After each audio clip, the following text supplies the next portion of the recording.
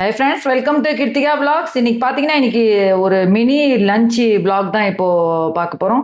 இது பார்த்தீங்கன்னா இது வந்து உங்களுக்கு இது கொத்தமல்லி தொகையலுக்காக தான் இப்போ எடுத்து ரெடி பண்ணி வச்சுருக்கேன். இப்போ கொத்தமல்லி எல்லாம் எடுத்து ஆஞ்சி வச்சுருக்கேன் பாருங்கள். நல்லா ஒரு கட்டு கொத்தமல்லி நம்ம காம்போட கூட அப்படியே இதை வைக்கலாம். இது காம்பு சேர்த்தாலும் ஒன்றும் தப்பு கிடையாது. அதனால் இப்போ இது பார்த்தீங்கன்னா கத்திரிக்காய் ரெடி பண்ணி வச்சுருக்கேன். தண்ணியில் போட்டு கத்திரிக்காய் பொரியலும் கொத்தமல்லி தொகையில் தான். கொத்தமல்லி தொகையலுக்கு பார்த்தீங்கன்னா உங்களுக்கு தொட்டுக்க வந்து இந்த கேரட்டு, கோஸ் அந்த மாதிரி இதெல்லாம் எதுவுமே செட் ஆகாது.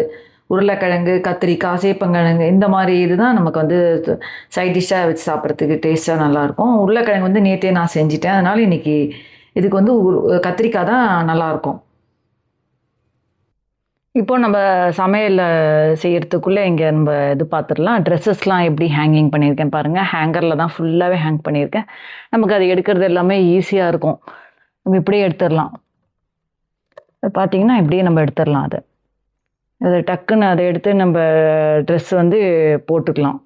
ஈஸியாக இருக்கும். நமக்கு ஹேங்கிங்கில் இருக்கும் போது அது ஈஸியாக நம்ம மடித்து வச்சோம்னா அது வந்து நமக்கு தேடுறது ரொம்ப கஷ்டமாக இருக்கும்.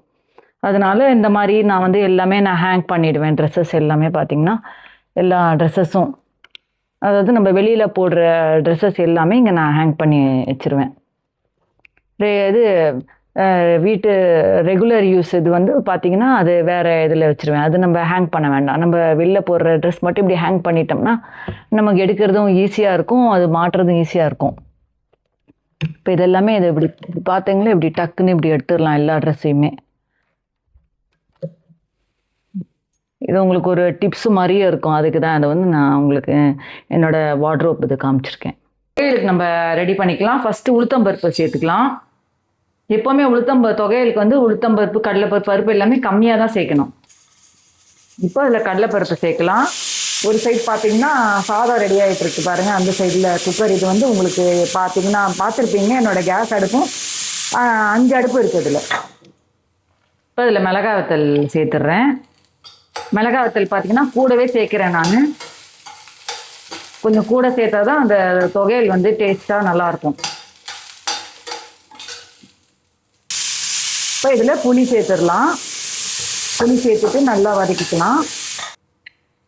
இப்போ இதில் கொத்தமல்லி சேர்த்துடலாம்.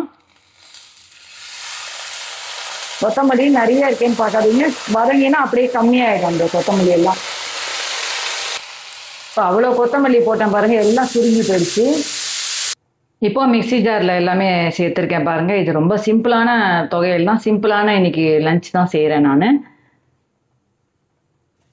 இப்போ இதில் உப்பு சேர்த்துடலாம். உப்பு சேர்த்து தண்ணி ஊற்றிட்டு அரைச்சி எடுத்துகிட்டு வந்துடலாம். இந்த கரண்டி வந்து எதுக்காக யூஸ் பண்ணுறோம், இது என்ன பர்பஸ் அப்படின்றது கமெண்ட் பாக்ஸில் எத்தனை பேர் யார் கரெக்டாக என்ன சொல்கிறீங்க அப்படின்றது பார்க்குறேன்.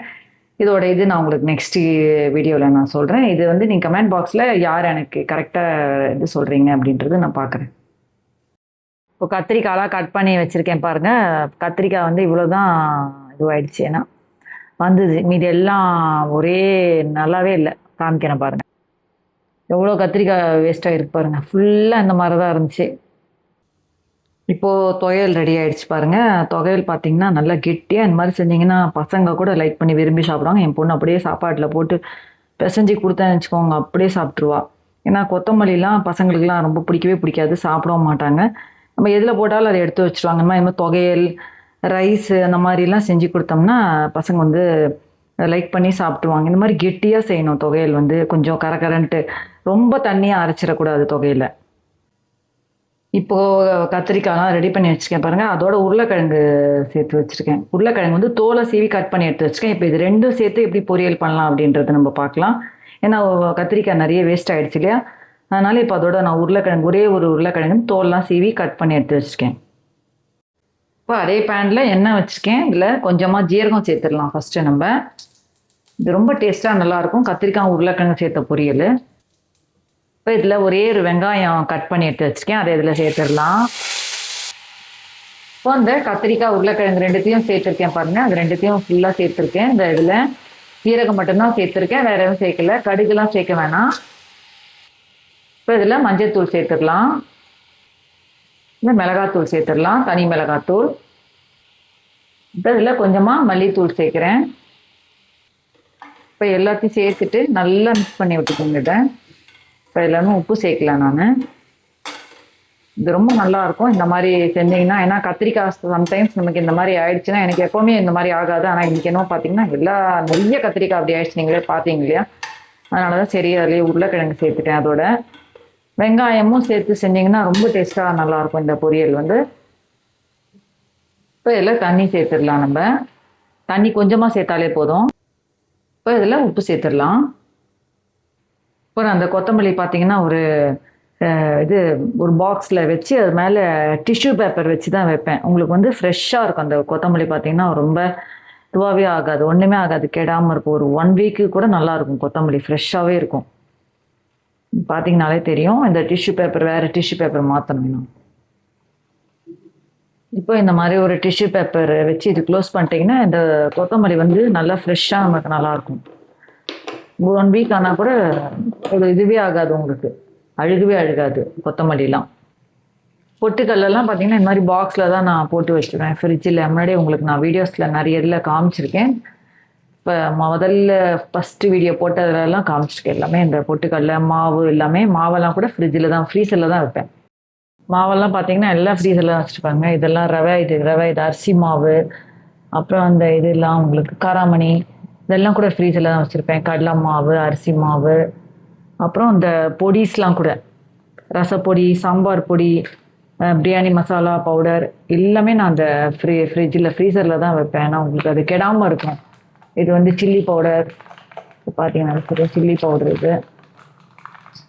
இது எல்லாமே நான் வந்து இதில் தான் வச்சுருக்கேன். இது வந்து ரச பவுடரு, சாம்பார் பவுடரு, மஞ்சள் பொடி எல்லாமே நான் வந்து ஃப்ரீசரில் தான் வச்சுருவேன். நான் உங்களுக்கு அது நல்லா இருக்கும், ஃப்ரெஷ்ஷாக இருக்கும், கெடாமல் இருக்கும். இது கூட வேர்க்கடலை கூட நான் அது ஃப்ரீசரில் தான் வைப்பேன். இந்த மாதிரி கத்திரிக்காய் உருளைக்கிழங்கு செஞ்சிங்கன்னா உங்களுக்கு இது சப்பாத்திக்கு கூட இதை வச்சு சைட் டிஷ்ஷாக வச்சு சாப்பிட்லாம். சாப்பாட்லேயும் போட்டு சாப்பிட்லாம். அதே சமயத்தில் இந்த மாதிரி தொகையல், சாம்பார் சாதம், ரச சாதம், இது எல்லாத்துக்குமே சைட் டிஷ்ஷாக இது வச்சு சாப்பிட்லாம். ரொம்ப டேஸ்ட்டாக நல்லாயிருக்கும். இப்போது கத்திரிக்காய் உருளைக்கிழங்கு பொரியல் ரெடி ஆகிடுச்சு பாருங்கள். அதே மாதிரி இங்கே வந்து தொகையல் ரெடி ஆகிடுச்சு. கொத்தமல்லி தொகையல் நான் சொன்ன மாதிரி கெட்டியாக செஞ்சிங்கன்னா ரொம்ப டேஸ்ட்டாக நல்லாயிருக்கும். சிம்பிளான விலாக் தான் இது. இன்னும் கூட என்னால் இது பண்ண டைம் இல்லை எனக்கு. அதனால் இது சிம்பிளான விலாகாக எடுத்துகிட்டு, யாருக்காவது எதாவது வேணும்னா சொல்லுங்கள். நான் இன்னொரு நாள் உங்களுக்கு நல்ல ஒரு லாங் விலாகாக போடுறேன். இப்போது சாதம் ரெடி ஆகிடுச்சு பாருங்கள். சாதம், தொகையல், இந்த பொரியல், கத்திரிக்காய் உருளைக்கிழங்கு போட்ட பொரியல். அவ்வளோதான் ஃப்ரெண்ட்ஸ். இந்த வீடியோ கண்டிப்பாக உங்களுக்கு பிடிச்சிருந்தேன். சின்ன மினி லஞ்ச் விலாக் தான். இந்த வீடியோ கண்டிப்பாக உங்களுக்கு பிடிச்சிருந்துக்கிறேன். லைக் பண்ணிவிட்டு சப்போர்ட் பண்ணி சப்ஸ்கிரைப் பண்ணுங்கள். அப்போ தான் நான் போடுற வீடியோ நோட்டிஃபிகேஷன்ஸ் வரும். நெக்ஸ்ட் வீடியோவில் மீட் பண்ணலாம். தேங்க்ஸ் ஃபார் வாட்சிங்.